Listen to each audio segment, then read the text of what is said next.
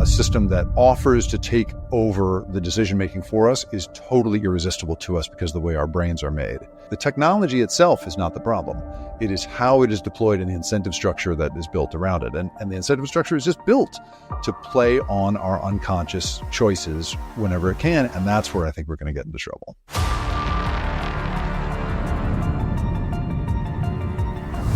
Welcome to For Humanity, an AI Risk Podcast, episode number 76, What We Lose When AI Makes Choices For Us. I'm John Sherman, your host and the president of the AI Risk Network, where we are making AI risk approachable to everyone. No tech background required. Please hit subscribe if you haven't. It is free, easy to do, and has a huge impact. Also, please comment throughout this video. That's free, welcome, and also has a big impact. This week, our guest is journalist and author Jacob Ward. Apologize, I have a bit of a cold that you can hear right now, but the show must go on. So our guest this week is author and journalist Jacob Ward. And I'm being totally honest, this is one of my favorite interviews that I have ever done with this show. I literally lost track of time during the interview for the first time ever.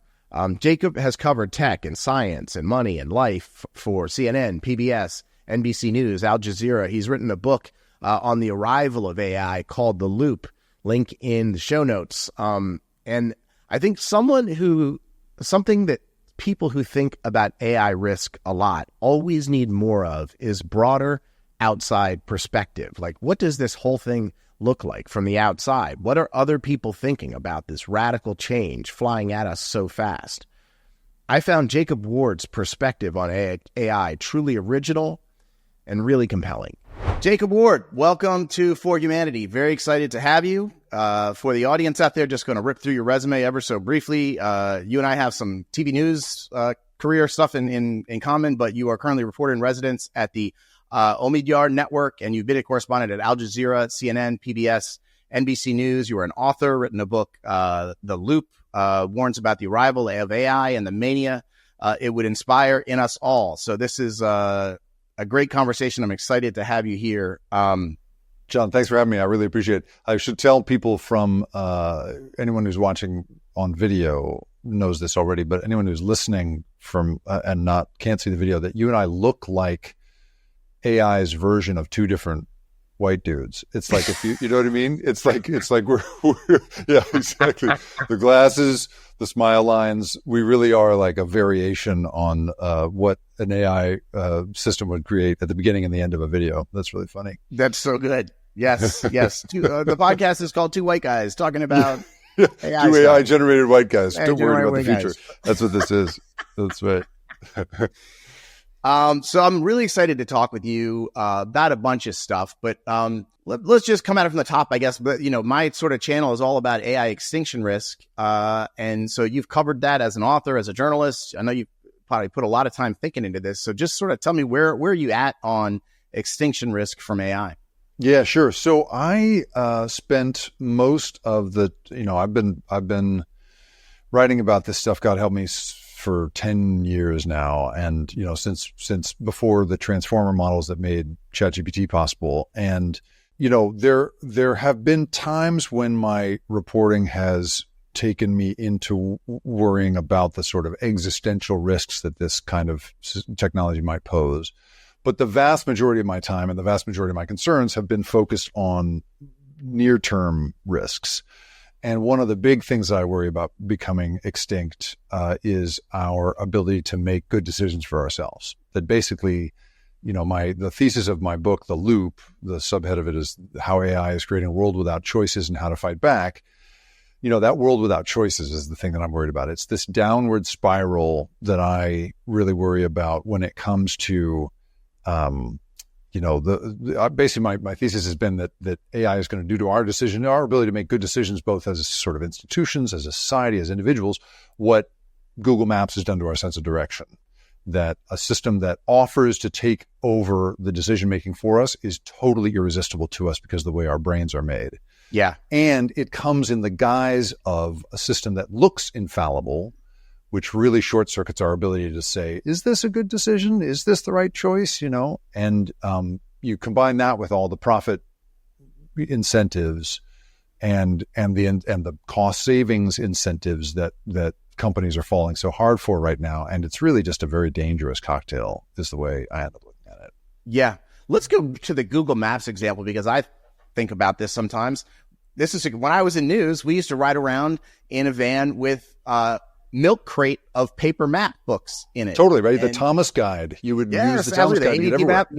I can tell you that in Baltimore, Maryland, Baltimore County is on page 31 and 32, and you'd sometimes get in the news van and find those pages missing. Yeah, right. Someone in a hurry was like, "Oh, we got to rip it."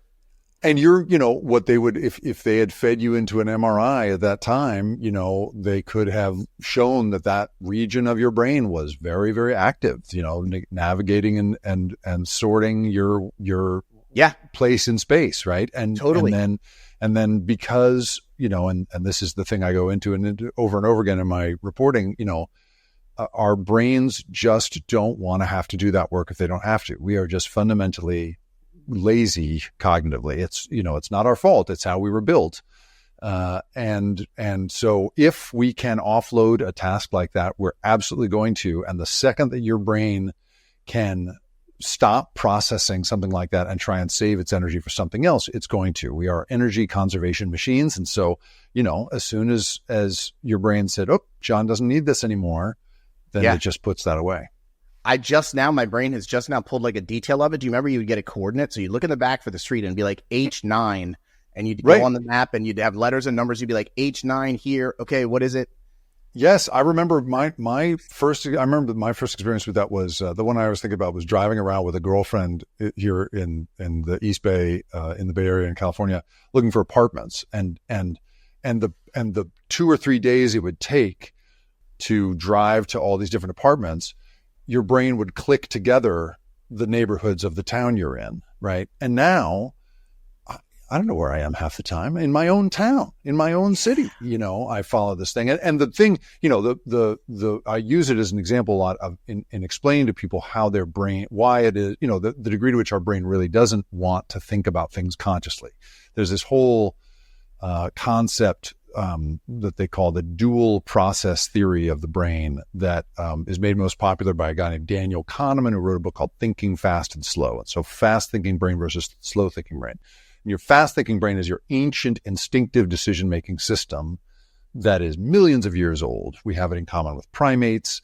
It's a system that's been in charge for a long time. And then our new system, the system that gets us dressed in the morning and is cautious and creative and rational and wonders what's on the other side of the horizon and all that stuff, that's a very new glitchy system. It's only like 100,000 years old. And so the contrast between those two systems is perfectly illustrated by driving. So if I'm sure you've done this a million times like I have, right? I'm supposed to, for instance, drop my kid off at school in the morning, but one morning, the schedule will change and I got to take him to the dentist. And I will inevitably accidentally drive them to school first, totally. Right? Of course you have. And you get to the school and if you think about that moment, like you have just guided this half-ton vehicle through a maze of death, right? And you have no conscious memory of doing it. You don't know anything about how you got there. You just come to in the parking lot, autopilot. And go, "Oh, where am I?" Autopilot, right? But that's your fast thinking brain. That's the instinctive system that is in charge most of the time, is what all the research shows us. But it's your slow thinking brain that then has to go, "Oh, right, the dentist," and drive you there. And if you've ever had the experience, I recently had the experience of having to drive a car in England, right? There's no such thing as going on autopilot when you're driving on the other side of the road. Suddenly, every single turn of the wheel is an incredibly intense intellectual experience. Wow. And that's your slow thinking brain working. Yeah. Right. Yeah. And so my worry is that what AI is going to do is empower that ancient instinctive system so that we're on autopilot all the time, because our brain loves to be on autopilot. It doesn't want to drive in England. It wants to drive in the United States. And so that for me is the big existential risk, because I think it poses an enormous risk to our ability to be the best versions of ourselves. And what about this sort of I've seen a photograph of, I think it's in the 70s, maybe the late 60s, something like that, where it's like literally fourth grade teachers walking around with signs in front of the school talking bad about calculators. They're like, don't say no to calculators, da da da da da da. So, I don't believe this, but there's a theory that if you stop thinking about this thing, you'll just go on to think about this thing. And so if you unplug this, there'll be something cool and cooler to plug in, and it'll be fine. Yeah, I mean that I understand that logic, and it's the rhetoric that the big companies use to reassure us about the incredible job disruption we're about to see. They'll say, well, we're all going to find other kinds of jobs. And in the past, everybody was a switchboard operator, and then they moved on to other kinds of work. But I would also, I would point out, like, we have not seen, I think there is a sweet spot in the development of these technologies where it can empower really positive attributes in human beings, right? A calculator can free us up to have bigger, fancier, that it would be, that you could do fancier math because of that stuff. We can go make AI because we have calculators, right? If we don't have calculators. That's exactly right. No, it makes it possible, right? But the calculator wasn't offering to do it all for you, right? And it wasn't offering to tie it all up in a bow and write the thesis paper in the end for the math majors, right? Yeah. And in this case, we're talking about such an all-in-one technology that it just sort of blows all of that away. And the real problem also is that the calculator, isn't like a calculator is truly just processing the raw data it gets in the most ground truth way possible. Whereas what these AI systems are all doing is vacuuming up all of our weirdness, all of our biases, all of our, historical mistakes, and regurgitating it all as if it's a ground truth, as if it's an honest, neutral truth. And so if you had a calculator that was, giving you the wrong answer some of the time and faking you into thinking it was the right answer every time, that's closer to what I think we've got now. And so there is, as all of the behavioral, as all the like evolutionary psychologists would tell you, like, it's good that we don't have to process everything raw. Like, it's good that we can outsource a lot of our decision making. We would be paralyzed, and frankly, we wouldn't really be around today if we didn't have this amazing instinctive ability to make decisions. That's a great thing. But there's a reason that you don't want to make all of your decisions in that instinctive way. And that is the crossroads that we're at right now. I find people oftentimes try to find historical references for AI, and they all bug the hell out of me. Yeah, the printing press, the television. The television, right, absolutely. I think Jan LeCun one time said it was like jazz music. Right. Sure. Right. Yeah, that's good marketing right there. Yeah. Well, yes, I understand this point. And each of those things has been hugely transformative. Like, let's be clear, like that, the written word did make a big difference to how we communicate and how we connect. In all of these examples work in that way. But never before, I would argue, have we had something that so perfectly plays on our mental frailty, really, our manipulability and our gullibility when it comes to how we make choices. Because the Venn diagram of profit motive, instinctive choices, and pattern recognition software is such a perfect recipe for going right between the eyes for us when it comes to playing with our ability to make choices for ourselves. It is very hard for human beings to do the things that we have done so far in terms of creating systems of justice and thinking about pluralism and equality. All of that, flies in the face of our instinctive decision-making systems. The problem is that stuff, that part of our brain, the part that thinks things through, is the last part you want to be talking to when you're trying to build an engagement system or sell somebody something. Nobody wants to sell to the slow thinking brain. They want to sell to the fast thinking brain. No one wants to try to get engagement with the slow thinking brain. They're going to get engagement with the fast thinking brain. And so the profit motive, as with everything, I'm sure you feel this way as well, is like the technology itself is not the problem. It is how it is deployed in the incentive structure that is built around it. And the incentive structure is just built to play on our unconscious choices whenever it can. And that's where I think we're going to get into trouble. Yeah. Sam Altman talks a little bit and others talk about it, but the concept of like super persuasion.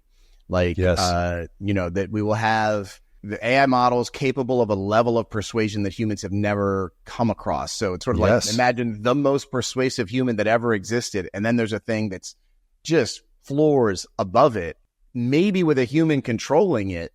Maybe, right? I mean, why would you want that person in charge if it's slowing the persuasion down, right? Is I think what your average marketer would say. And one of the things that my decade plus now of looking at this topic have taught me is like, I went into this thinking, well, there's got to be stuff about human beings that can't be analyzed and simulated by these systems, right? There are clearly ineffable human qualities that can't be replaced by something like AI. And to be honest with you, I haven't found much that can't be in some way vacuumed right up and spit out back at us for entertainment and profit, that isn't going to work.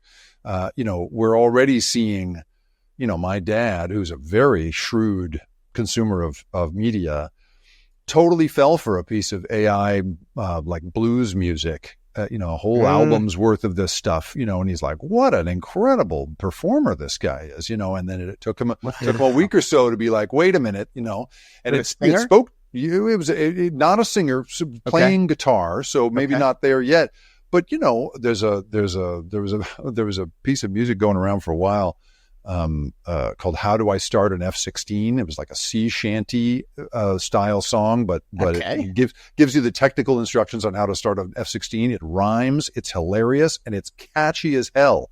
And it's like it blew up on TikTok, and that's because these systems can absolutely simulate stuff that really speaks to us. And I was just at a conference at Stanford of a bunch of trust and safety people who were the content moderators at the big social media companies back when they had those people, and they were doing all kinds of scary presentations on what AI is going to make possible. And one of the one of the posters out in the courtyard that scared the bejesus out of me was, here is politically persuasive messaging when written by a human versus when written by a piece of AI. And the AI is always better. It's always better, So yeah, this like perfectly persuasive system. And the thing is, like, the way our society works and the way capitalism works, we are not inherently hostile to persuasion. If you're getting, and in the same way that we're not inherently, hostile to addiction, we like it if we are addicted to Peloton. They think of that as a social good, right? And so the tools themselves are never going to be regulated on the basis of just being persuasive, and yet we don't have a good framework in this country for drawing the line between, positive persuasion and negative persuasion. We like to think it's all going to get sorted out in the free market. And so I just think we're not sort of built as a society to grapple with this fully. Just to that one point about political persuasion, do you think the starting gun has already gone off, and that, campaigns are having AIs do their messaging, and that like a campaign in 2026 that didn't have AI do their messaging would be in a vulnerable position to one that did already?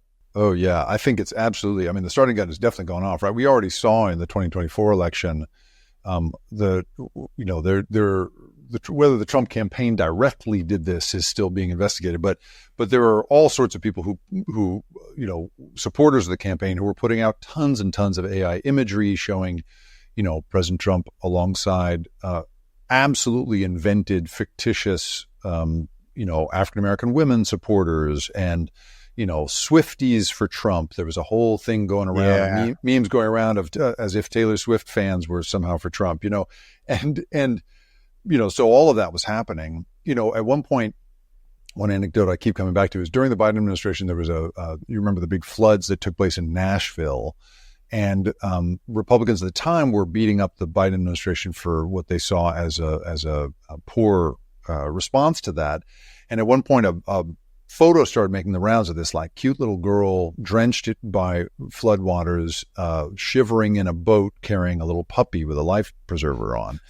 And it was posted by all these conservative politicians And then it was, of course, pointed out to them, this is an AI generated thing. And so a lot of them just took it down without comment.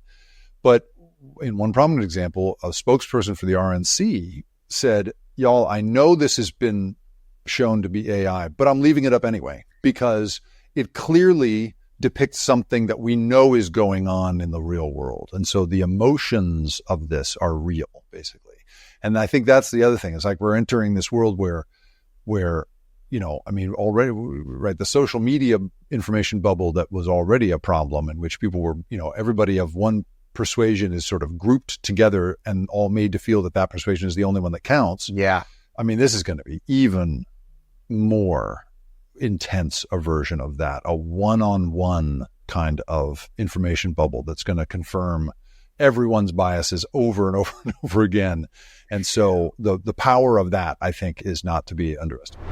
When I was 15 years old, I decided I wanted to be a TV news reporter.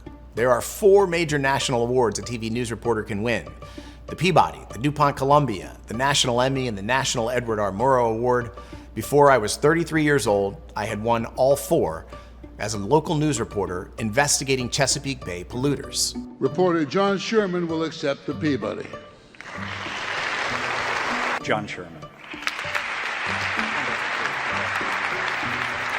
But I left news in 2010 when the internet was really starting to radically change the news business. Now, algorithms dictate much of what we see, and in turn, much of what we think. That's why I am so excited today to talk to you about Ground News, the founding sponsor of the AI Risk Network and For Humanity, an AI Risk podcast.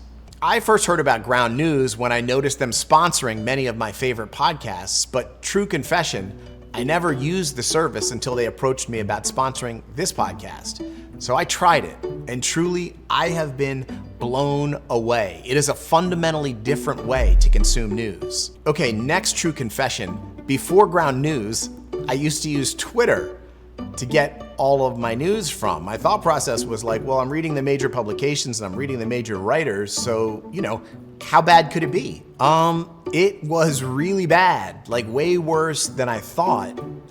If you see anything often enough, it becomes normal, but these algorithms kind of lull you to sleep, and you lose your perspective. And I realized that was exactly what was happening to me. Ground News pulled back the curtain for me. Even for me, with 12 years experience working at news, it revealed things not just about the news itself, but about the way it was being covered that I wasn't really able to see. Sensationalism and bias were sneaking past my radar, and I didn't even know it. Ground News lets me compare headlines and know going in the biases of the publication, so before I ever read a word of the article, I understand the frame around it much better. So as an example, let's take the historic defeat of big tech in the US Senate when the proposed 10-year state AI law moratorium was crushed by a vote of 99-1 at 4 a.m.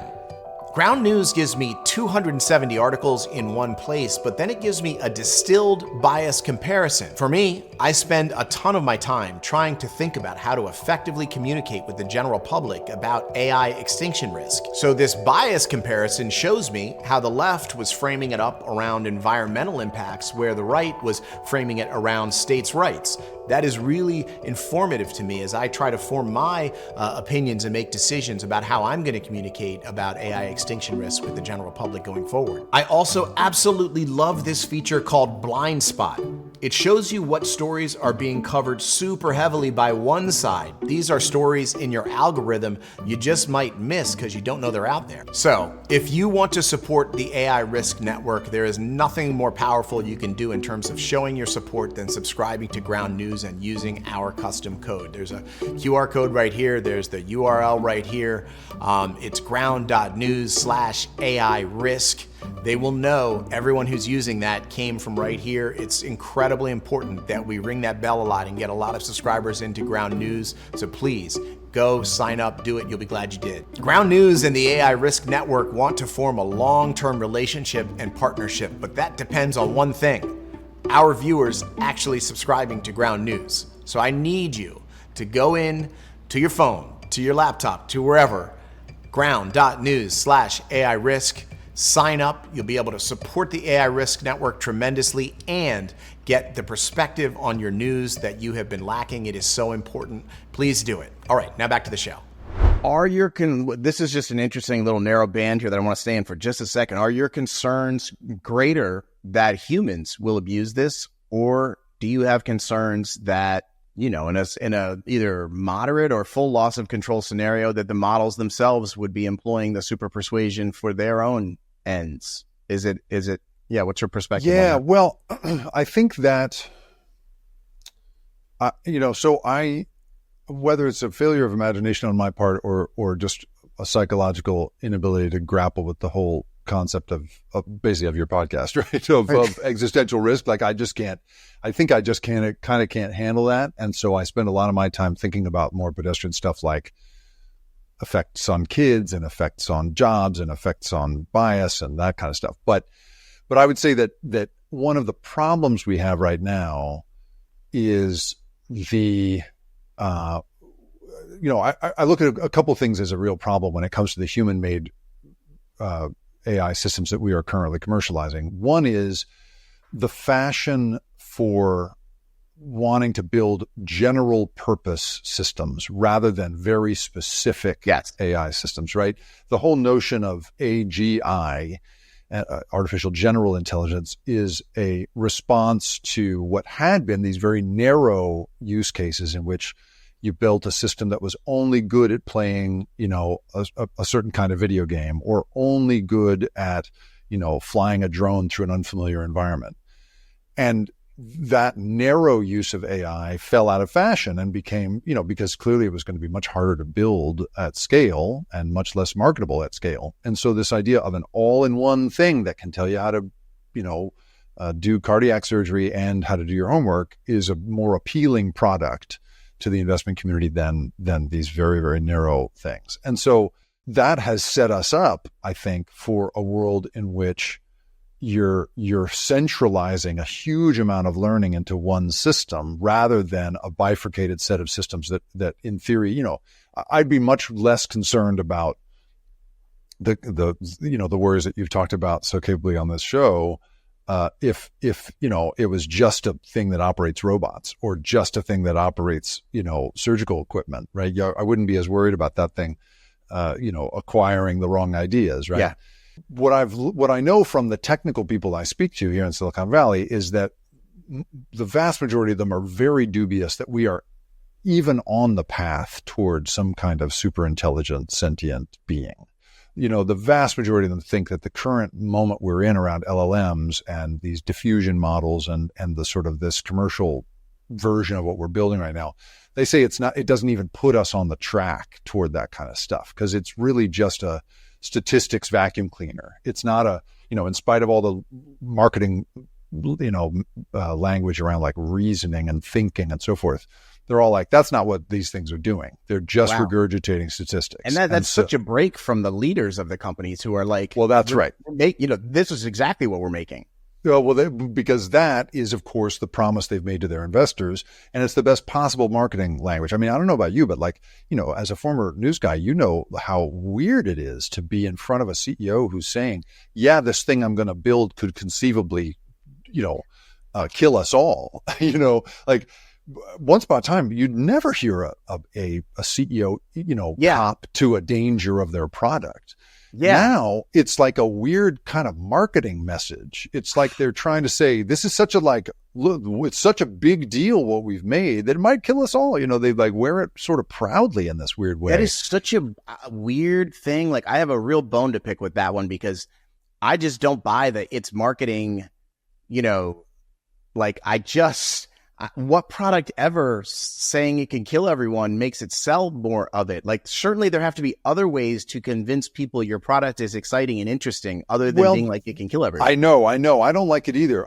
But I also think it's part of what is kind of an intellectual and political fashion right now in tech circles, which was the way you presented yourself publicly back in the sort of good old days of the 20 teens was as a force for good and social change for the better. You were going to be sort of, working toward a more sort of progressive idea of what the world was going to be like and so forth. Now this very utilitarian kind of, the world is harsh, but we make of it what we can, what we must, is sort of the more of the political identity of Silicon Valley. And I think that you combine that with what has turned into a very kind of faith-based, almost cultish devotion to this idea that that everything that's going to happen in the short term and all the risks we've articulated in the long term are just part of a thing. That's the deal you make in order to get the incredible benefits that we promise are coming eventually from this technology. They all keep saying there's this utopia on the far side of all of this. Yes. And so it's worth the risk. Yeah. I think something about playing up the depth of the risk is weirdly a way of also playing up the promise of the utopia. I think that's sort of the psychology of it in some way. I'm not sure that it's a conscious marketing message. I just think it's sort of the effect of it, and it's been working, and so they just keep doing it. Interesting. I mean, if I said to you, here's a pill, 80% chance it cures any disease you'll ever get, 20% chance you fall over as soon as it hits your mouth. Yeah, right. Or in 10 years. In 10 years, that's the crucial one, right? In 10 years, it might kill you. Right, exactly. In 10 years, it might enslave your kids, but 80% chance it's going to make you rich and good looking in the meantime. That's right. I think there's something in our heuristics that's being played upon by that not you and me, and not a lot of other people I talk to, but certainly the investment community seems to be on board with all that. I would love to know what a popular vote on that would be. Like the 80-20, 80 utopia, 20 doom, extinction. Yeah, right. What would the vote be? Well, what we do know that so just recently, President Trump has been threatening to issue an executive order that would wipe out all state law on AI, right? Yeah. And that's in the absence of by any the time federal. This thing airs, that may be resolved. So who knows, right? Yeah, it's supposed to be put into the National Defense Authorization Act, and so who knows if that'll happen? I mean, that's right, but he hasn't, however, actually issued the executive order, and I think one of the reasons is how badly it polls. That the popular sentiment around regulating AI and slowing it the F down is so huge. Yeah, 80-90%. It's like 88% of Democrats, 79% of Republicans, something like that. It's in every adult political category, the vast majority of people want to slow this thing down and don't mind if regulating it causes us to fall behind other countries or anything else, so I think the vast majority of people don't buy this idea, but that doesn't really matter when all you got to sell is the guy in the White House and the, few thousand people in the world that can create the circular financing that gives you the $1 trillion in capital expenditures they're all planning on.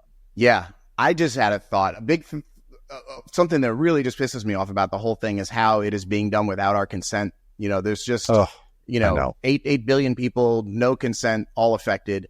But have we transitioned to a point now with polling like that, with real harms actually happening to people, where this is being done not in absence of consent? This is being done non-consensually. This is being done against people's wishes otherwise. Yeah, I think that's exactly right. I mean, I was just listening to somebody on social media the other day, a celebrity, I can't remember his name, talking about being approached by one of the big AI companies and offered a ton of money to do an ad for one of the chatbots.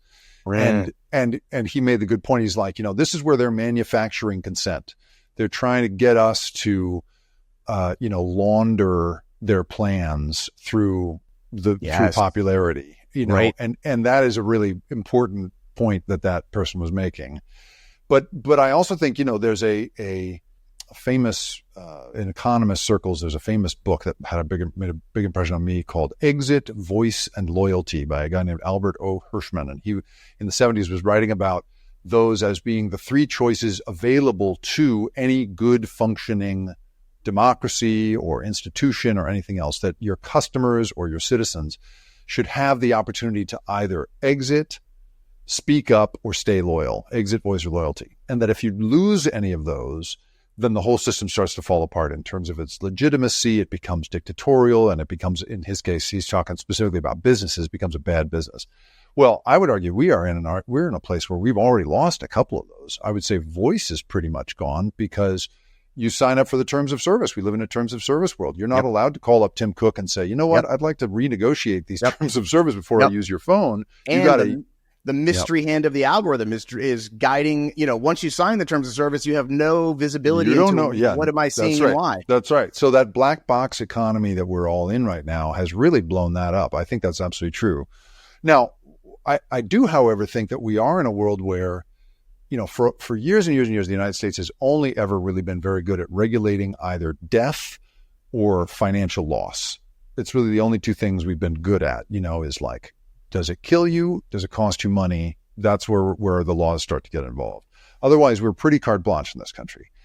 Well, I think that we are starting to enter a world in which regulators are starting to recognize, there are some other harms besides physical and financial harms. And those include things like, our kids being programmed away from making friends, right? So New York State and California are both working on bills that would regulate companionship in the AI world, making AI companions, right?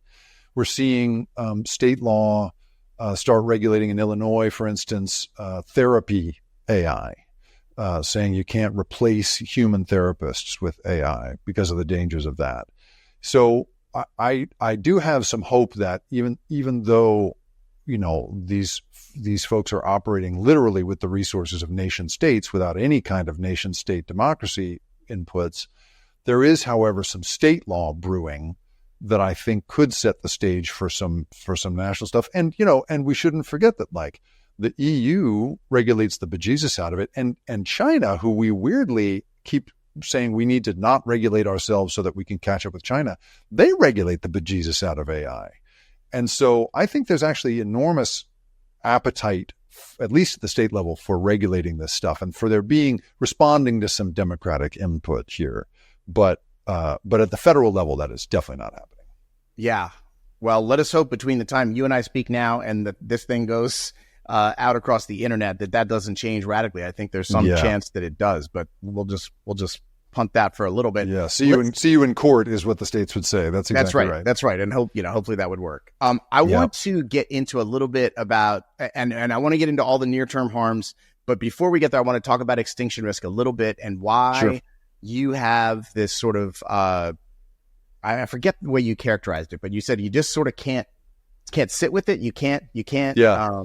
I think I have a little bit of a psychological allergy to it. I also, in the news business, you develop, there's so much hardship in the world. Yes. Right. And doing the job well requires having real empathy for everybody you speak with and every subject you think about. If you can't process the emotions of it, then you're going to do a terrible job of communicating to people why it's important and what the stakes are and the rest of it, right? But as a result, you also develop a real set of calluses, I think, is one way to think about it, or maybe a filtration system. Yeah, very high bullshit meter. Yeah, high bullshit meter, and you also can't internalize the emotions of everything you encounter in a day. Totally. Because there's so much going on, right? Totally. And I remember at one point, this is a terrible story, but my daughter, I was with my very young daughter at the time, and I was gleefully explaining to somebody in our backyard how great it is that these neighborhood cats kill off the rats that were in our neighborhood, and I was gleefully describing how this cat was torturing this rat to death. It was a really horrible moment. And I looked over and my little daughter, cute daughter, it has tears in her eyes, listening to me give this cat this horrible, account of the murder of this cute little, mouse or whatever it was. And my wife was like, yeah, you have been in this job a little long. You've been in this job a little long. And she was right. I'd been made a little callous in that way. And so when I think about this one, right, this is truly one where, and I think any resident of a big city, right, especially New Yorkers will recognize, you can't, every fight you witness on the subway, you can't get involved in. You just gotta keep your head down sometimes, right? Yep. And in my case, I don't have a great intellectual grasp of, I don't have my arms around the idea of existential AI risk.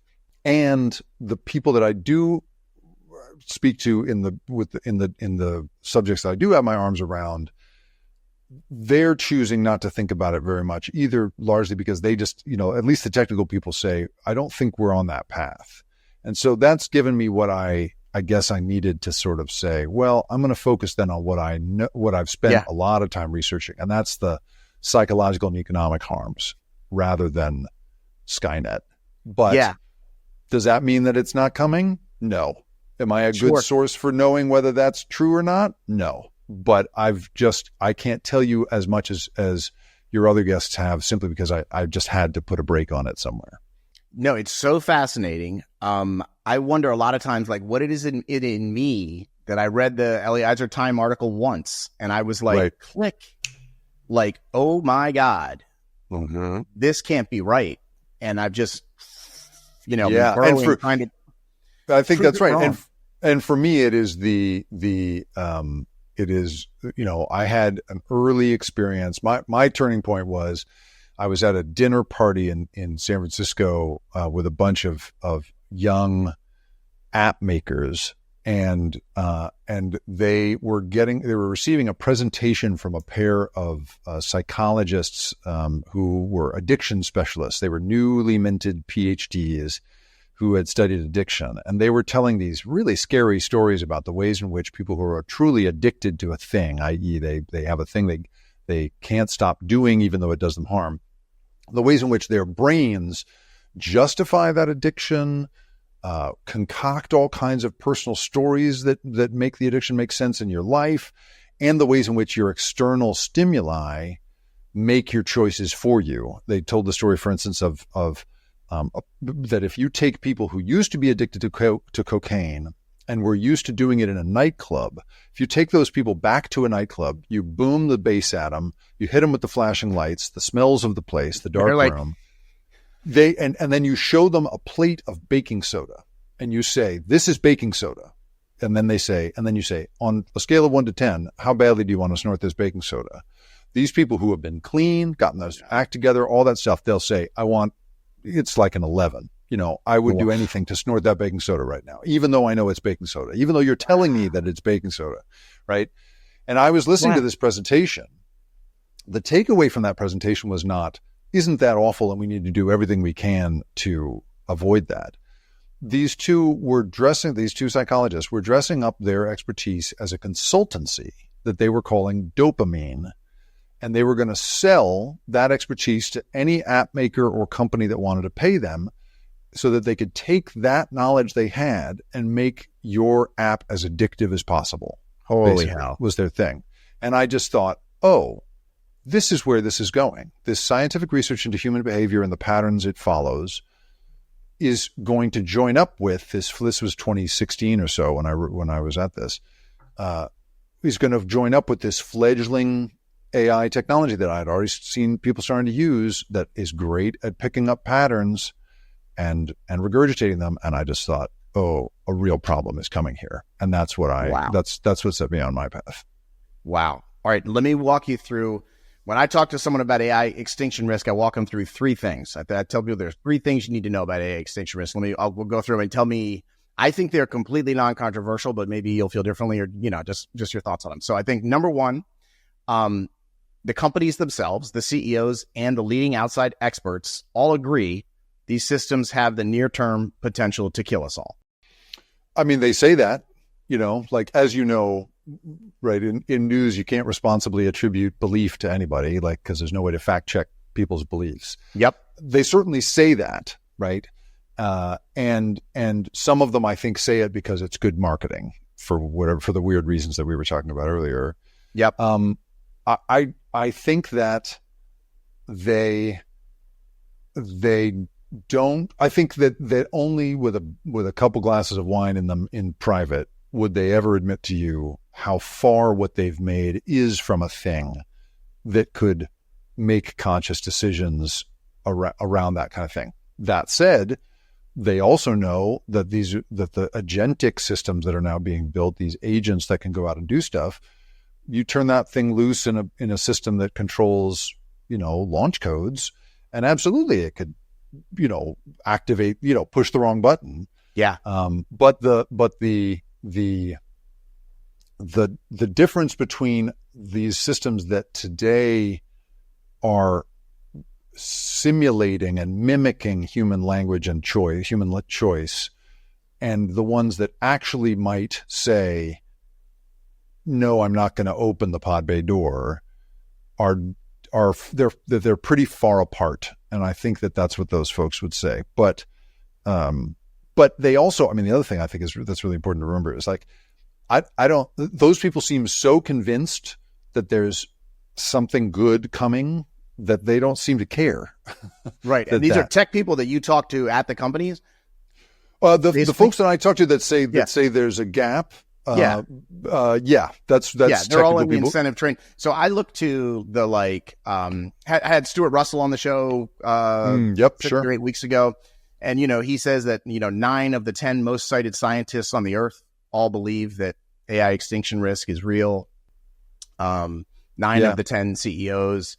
And he told a story where one of the AI CEOs that we would all know and recognize told him privately a couple weeks ago that his highest hope is that we have a Chernobyl scale disaster to wake everyone up to what is possible before something really bad happens. Isn't that crazy? Like that attitude is so reflective of this idea that it's better to go ahead and ship this thing with all of its mistakes and all of its dangers, have something bad go wrong, and then we'll fix it live, is so much more, that's such a tech attitude rather than let's slow the hell down and make a choice early in advance. When I speak to people about, who are in the tech community about slowing down, it just makes them crazy. It makes their heads pop off. They just can't stand the idea that they would be responsible for thinking the implications through ahead of time fully. Right. And is that because they would have to stop if you thought it all the way through? Yeah. That's what I think. You have to have some intellectual honesty and be like, yeah. So, the anecdote that I go back to all the time is I was talking at one point to so I went to a bakery here in San Francisco that in the Bay Area that is one of these, big local bakeries that has a big factory floor that pumps out croissants and stuff for grocery stores. And at the end of the tour, the guy showed me the last stop that all of his products make, which is a metal detector. They all go through a metal detector. And I was like, why? Why do you put all these bags of granola and croissants through the metal detector? And he said, well, you've seen the factory floor. Clearly, at some point, a nut or a bolt is going to fall into the dough. And so we got to catch those. Nobody can bite into a croissant and hit a washer. That's totally unacceptable in my business. And I was like, yeah, right. Of course. I'm just like, yeah, sure. Yeah. Totally. That makes perfect sense. Breakfast. That should be the standard. Yeah. Of course. Well, around that time, I also had interviewed the CEO of Midjourney, a guy named David Holtz. And I, at one point we were talking about his responsibility for the weird jumpsuit photos of Trump that were circulating thanks to Midjourney and all the sort of misinformation that was floating around. And he was sort of dodging, in a pretty naive way. I don't think it was very calculated. It was I just think he really hadn't thought much of this through. And at one point he was literally thinking out loud and he said, well, if I make 10,000 muffins and somebody gets, ooh, you know what? I'm getting an earthquake.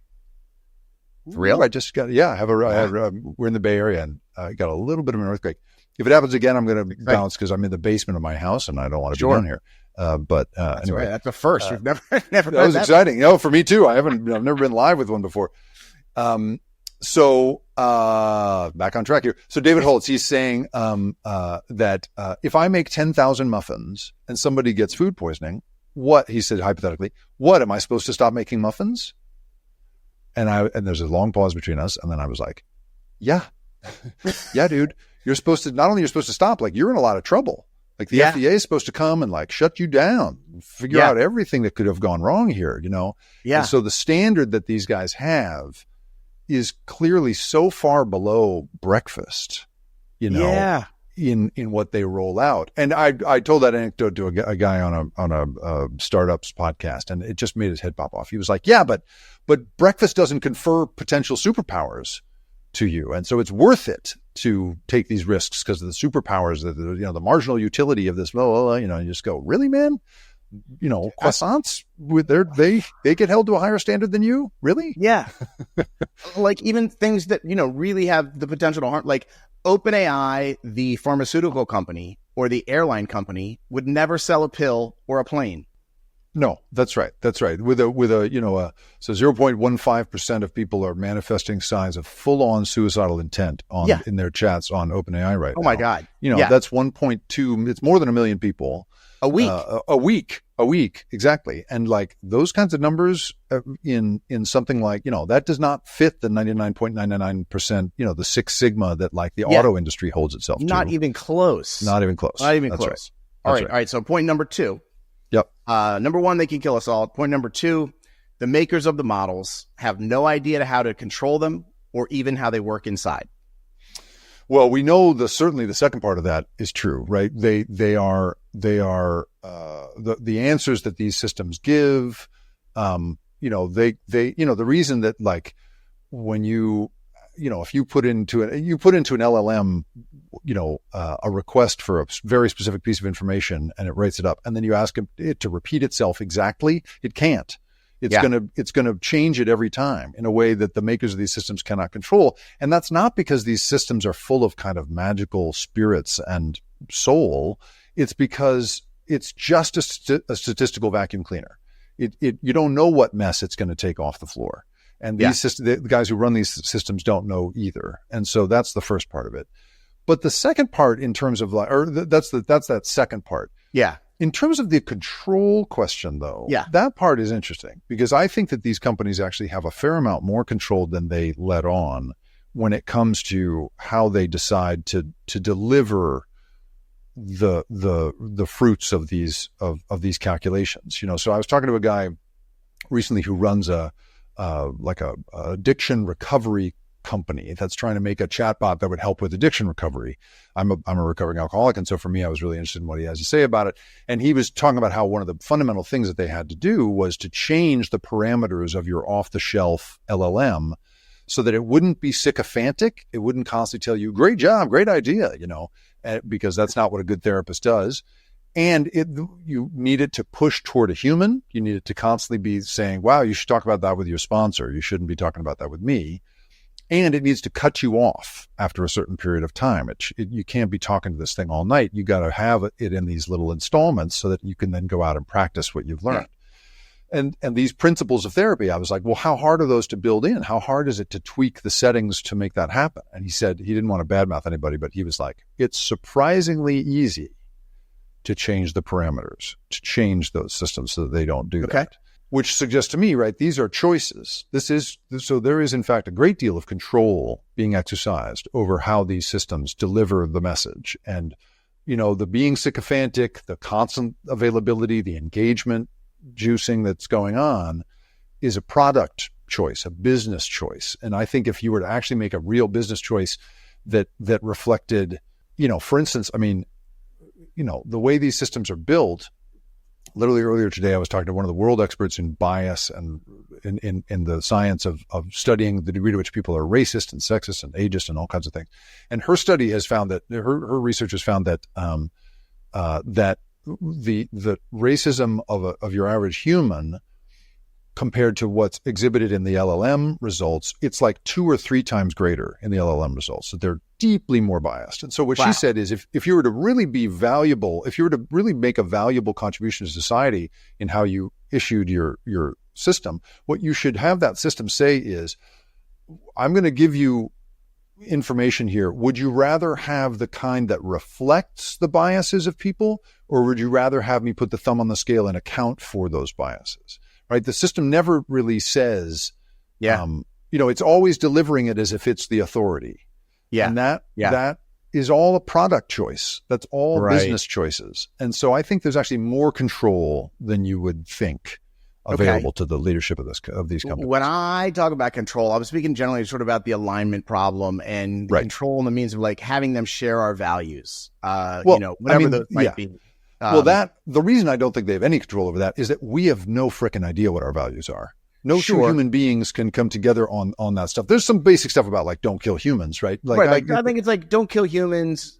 People want a few basic things like don't kill me, don't mess with my family. Right. I think there is a way to certainly build those into the short-term decisions around the stuff. But if, I once upon a time had a conversation with some early researchers at OpenAI, and they were articulating to me something they called the heroin problem. And this was, they were like, imagine we're building a hypothetical, perfect assistant. And I didn't know at the time that they were talking about ChatGPT, but they were like, and it's there to like anticipate your needs and answer every question and help organize your day, but you're addicted to heroin. Should it facilitate your addiction, right? Help keep you out of meetings when it knows you're going to be high or junk sick, right? Get you the best possible price on the smack you need, or is it going to try and get you off it and point out the harm you're causing your family and how desperately unhoused you are and all that stuff, right? Or should you have some ability to set it? Be my buddy, or should you be able to make the choice? And the Yeah. problem there, right, is like if you're deeply addicted to heroin, you might just set it one way. If you're looking to get off it, then you'd set it another, right?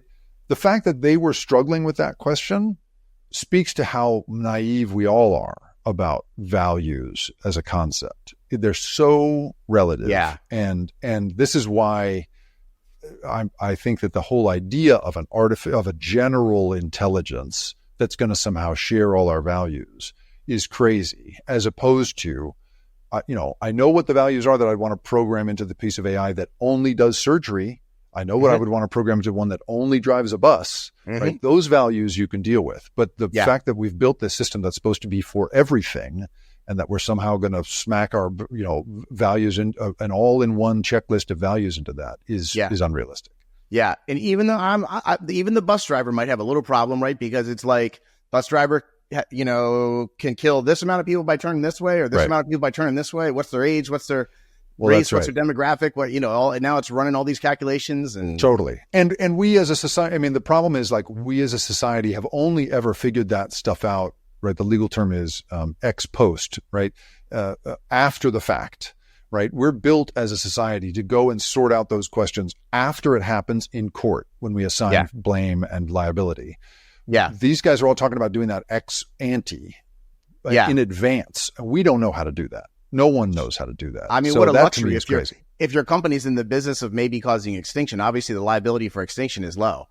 Yeah, I guess that's right. If all the judges are dead and all the juries are dead, it doesn't really matter. That's right. It is really the most ridiculous thing about my position and the people who are, believe what I believe is like, if I'm right, I'll never get any credit. And if I'm wrong, till my last day, I'll be like, that guy's a doomer. And, Yeah. That's right. That's right. Like, you only get to be right once and very briefly. Yeah. Whereas the other way, you're in the like glory seat. You're wrong forever. Right. Up until the last second. Like, that's right. All right. So point number 3, I say, is that we're spending all our time and money making them smarter and stronger, not safer. Well, I think that is certainly, that is, I think, by and large true, right? You see like Anthropic has this famous team that is their alignment team that tries to deal with the sort of that stuff. And that's like, I think it's like 12 people. And when I talk to people in the industry, not about that team specifically, but about any team devoted to safety, they always marvel at when that team has more than like 2 or 3 members. If it's more than like one person, they're always like, wow, amazing that this company would put that much toward a not profitable team. Non-revenue producing team. Right. And it'd be like if you had a car company and no brake department. Like that's right. They put a lot of bodies and thought into the safety stuff. And this is why I put a lot of my hope, probably naively, in lawyers. I really think that the way that a lot of this stuff is going to get sorted, I don't know about the existential risk because that comes too late for anyone to sue anyone, right? But in the short term, I think, as the families of kids with no history of mental illness who have then, gone on to fall into deep psychopathy with these things, as those parents sue and as those class actions build, I think you're going to both get discovery, which is going to embarrass these companies enormously, and you're going to get big liability judgments, which at the moment they can withstand because they have the budget of Switzerland. But in the meantime, I do think that's where the rubber will meet the road, such that's why you wind up with a big excellent brake department, right? That's why you wind up, with a world in which you're not allowed to make Joe Camel cartoons for kids anymore, right? It's lawyers that are going to make the difference there, in my view. I want to get all into that, but before we get there, I just want one sort of outside opinion, because I'm really curious about this. What do you think of the AI safety movement community, from your seat as a journalist that's been covering this for a long time? Well, like I say, I don't spend a huge amount of my time thinking about the existential risk. And so the Jeffrey Hintons of the world, the Stuart Russells of the world, who really think about that stuff very deeply, they've really got the ear of lawmakers. I know a lot of lawmakers who are thinking about that stuff and trying to, this is what the big state bill that just passed, SB 243, I think it is, in California, that our guy, Scott Wiener, who's trying to take Nancy Pelosi's seat, that he pushed through. That's based on the idea that there could truly be an existential risk from these models. So I think that community is having some effect, at least on legislators.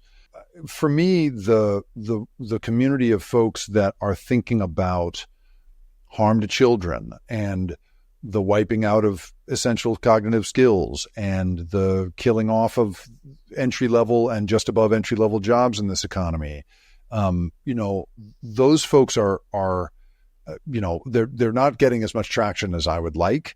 Yeah. And I would really, that's the thing that really worries me a great deal.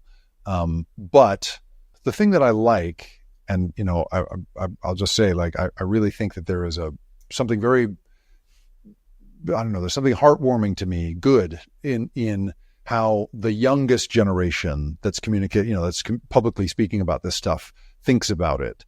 They are hilariously hostile to AI stuff. There's this great term going around right now that young people use for describing a piece of AI, but also like older people who use it too much. They call it a clanker. Don't be a clanker, And that piece of like TikTok jargon, clanker, I love that. And it helps me look at how these folks, how young people basically are looking at this, at the existential risks, at the economic risks, at the psychological risks, and are clearly, calling BS on the marketing. Yeah. And so that gives me some hope, I would say. I love that.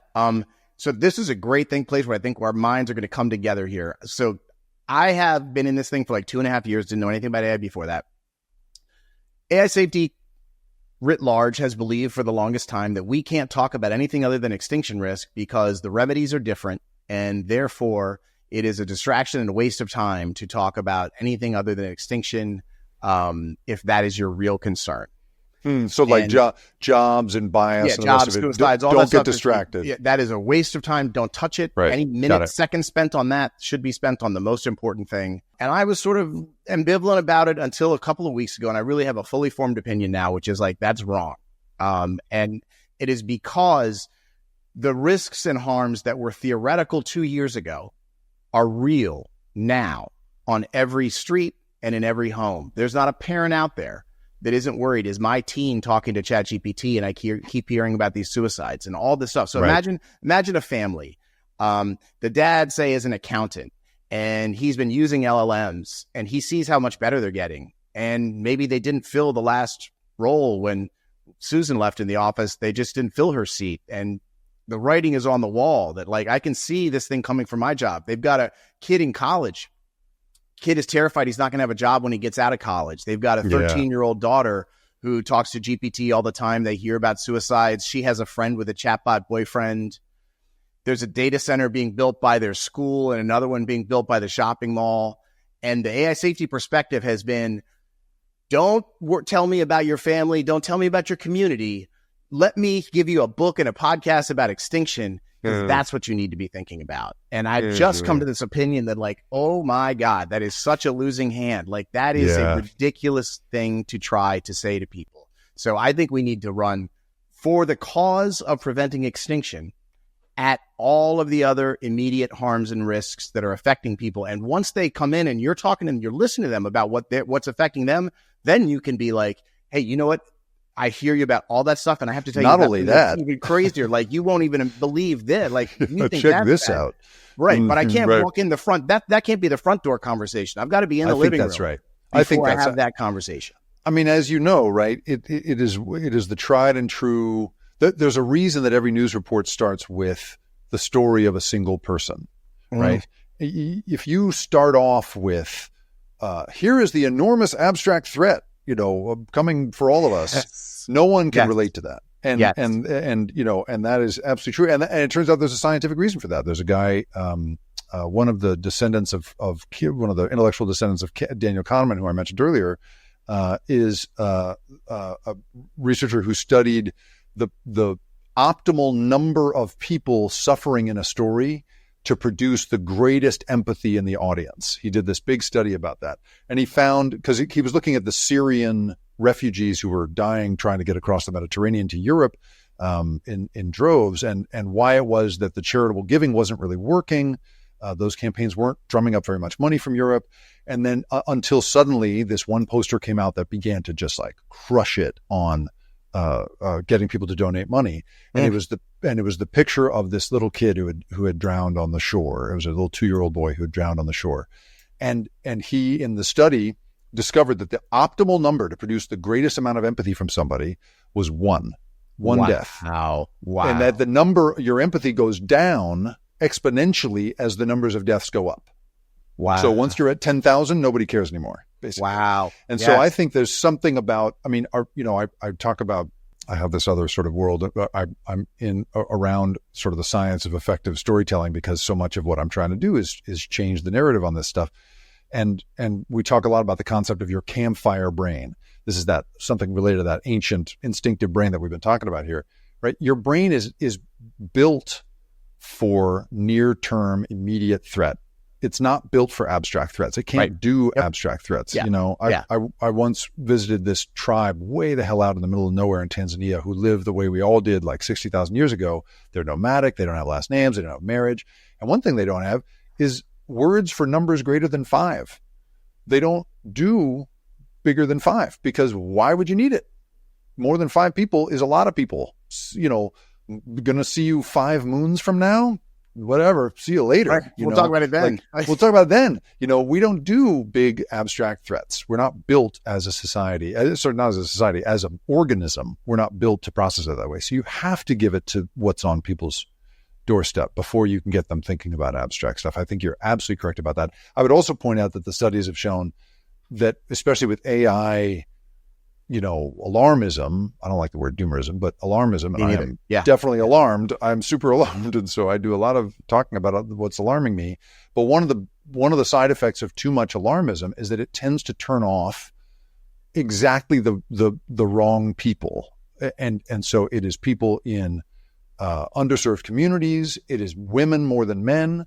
Those demographics are the ones to say, well, hell with it. I'm not going to engage in this topic at all. Right. I'll just click out. I'll just click out. And those people, as a result, then get, blindsided when the thing comes for their jobs or the rest of it. And so I think both for keeping the right people engaged, or keeping all people equally engaged, and with playing to our ancient instincts, which we have to understand in order to communicate properly. Yeah, I think you're absolutely. I really admire what you're talking about. I think you're absolutely right. That you gotta let people in at where they can relate to it. Yeah, I'm to the viewers out there, the traditional AI safety people. Like, this is where it's got to go. It really does. Yeah. I'm going to be pulling hard at all 26 to pull it this way, because we cannot say to these people, "Don't worry about your family. Worry about this thing you can't imagine." I'd like to. Yeah, I also find, I'm literally having this thought as I say it. I mean, I think there's probably a couple of really good, analogous areas of threat that you could use for communicating the bigger thing, right? Because I wonder if the 10,000 dead versus 1 person dead, I'm thinking about there's the extinction of all humanity, but then there's the extinction of blues music. Right, which is what my dad definitely experienced there. Right, imagine a world with no whatever it is, no art or no blah blah blah. Would you like that? No, sounds bad. Well, try this one. Right. I think there's a one death that you could articulate versus Yep. 10,000 deaths. I don't know what it is exactly, but anyway, you know, let me think almost about that. like the social media's probably companies know exactly what it would be for each one of us and could spin out custom Yes. content that would be laser darted on our thing. Totally. Absolutely. They know it, and they're probably not ready to share that. That's right. Yeah, that is wild. You reminded me in the needing to tell a news story through an individual person. That's so true. I had a news director who would say to me, and I've never heard anything like this, like, to be like, that's a newspaper story about something. And the newspaper story would be like, 15% tax hike. And, the newspaper story sort of like goes through the bill and who voted for it. Maybe there's a quote from the lawmakers or whatever. But then the TV story about that has got to be about like Joe Smith and his car shop, who's taking a 15% hit, and he's going to have to lay two people off. And here he is talking about it emotionally. And that's right. You need something, right? They would always say you need something to point a camera at. That's right. The other one that I remember a guy at NBC saying to me, one of my bosses at NBC saying, we can't report on things that haven't happened yet. we report on the news. We do the news. We don't do things that might happen in future. And that's also really complicated. So there it is. Yeah.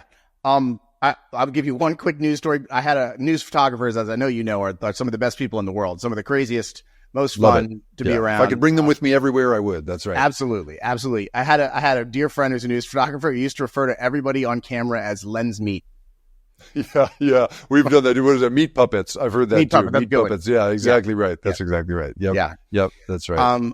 Jacob, this is so fascinating. This is honestly the first show I've ever done where I have like completely not even checked the time. I could sit in here and talk to you all day long. I know. I love the way we've clicked together on this stuff. And I love that we're connecting on some really fundamentals here, even though our ostensible interests are a little distance from one another. There's something really. No, it seems like we're heading in the same direction here. I like it. And I think there is something about a coalition of, for me, it's the coalition of restraint.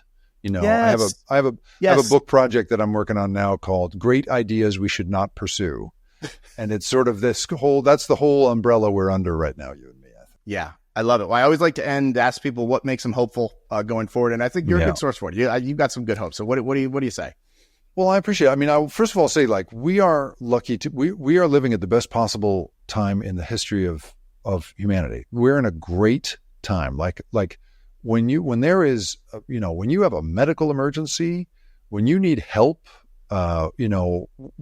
humanity is ready for you in a way that it has never been before. Like we are at the very vanguard, I would say, of the most wonderful time to be alive. So there's a lot of really positive things, I think, that are just inherent in waking up every day. I'm a very grateful and optimistic person just about the whole nature of humanity as a whole. Love it. Yeah. And then I would also say there is enormous creativity and love and empathy in young people right now. They are speaking about their financial hardships in a way that we were too embarrassed to, or were taught somehow not to. They are talking about their mental health crises in an open and wonderful way that's really, given everyone an ability to understand when they're feeling good and feeling bad and why that might be. And all of that, like all of the sort of frankness and creativity of young people right now, I think is going to take us to a place where there's a big sort of cultural allergy coming, I think, to the kind of crap that's being foisted on us, the slop that's being foisted on us right now. Yeah. And I take a huge amount of comfort from that. And I really, so for me, there's something about, we should all of us at all ages should continue to do this work. But if the hard work and the energy and the lack of embarrassment, I guess is the term, in young people really does it for me right now. That's really got me feeling good about it. So, That's awesome. I'll leave you with the thing my 12-year-old said the other day. She said, ChatGPT makes art so much better than I can, but I really like making art. And so I'm going to do it anyway, because it makes me angry that it's trying to do it better than I can. And I was like, man, that's so good, right? Wow. Just because we can do the art better doesn't mean we have to do it that way. You can still make art even if you're not making it as good as ChatGPT does, as good, right, with air quotes around it, as ChatGPT does. So the insight that takes to see that and say, no thanks, is the stuff we'll need to follow. I love that. Yeah. Awesome. Jacob, thank you so much for coming on. I really, really appreciate it. This is only the first conversation we're going to have because we'll definitely have to do this again. Love it. I love it, John. Thanks so much. Appreciate it. So what did you think of that? I thought Jacob was just fantastic. Please check out all of the places you can find him on the internet. You'll find links in the show notes. Let me know in the comments what you thought about what he had to say. So this next little part, I'm going with no script. Just going to talk about 2026 and the year to come. So there's been a long debate in AI safety about what to do about the near-term risks of AI. Things like teens being coerced into suicide by chatbots. Things like data centers going up behind schools and malls and homes.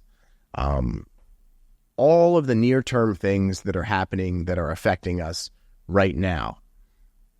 The classic position of AI safety has been we can't talk about those things. We must only talk about extinction risk because that's the most important thing. And any second of the day you spend talking about anything other than extinction risk is a waste of time.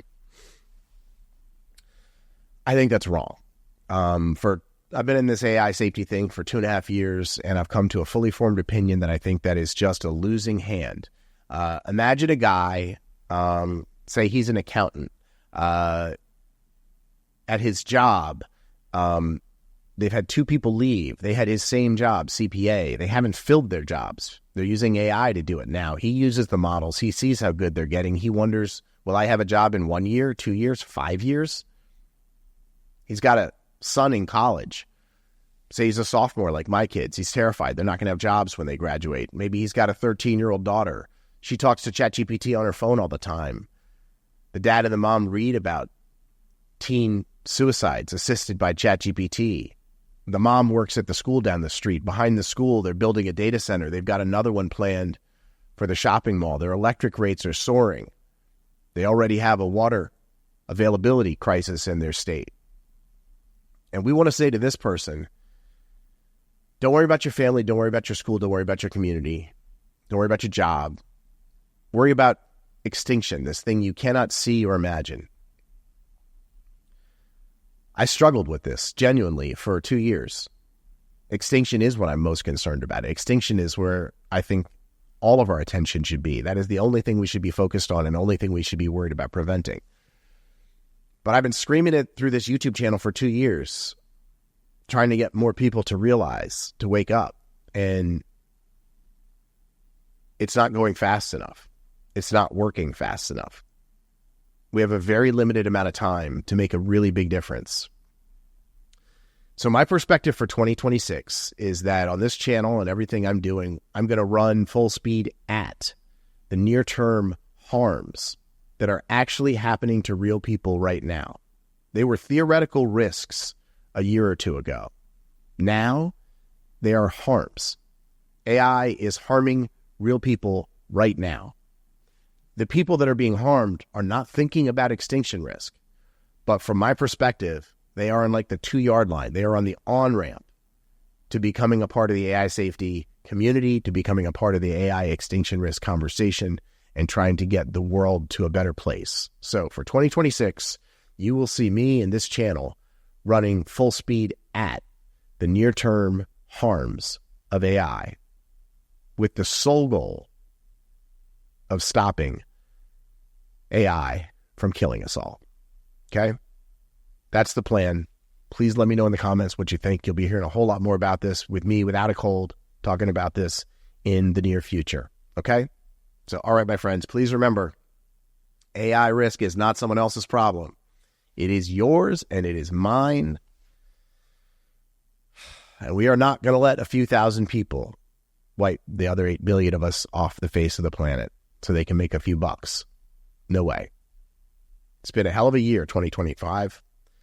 We're going to take the next week off. No new shows on the network until 2026. We are going to be coming back with a roar, with a new direction. And I need all of your help.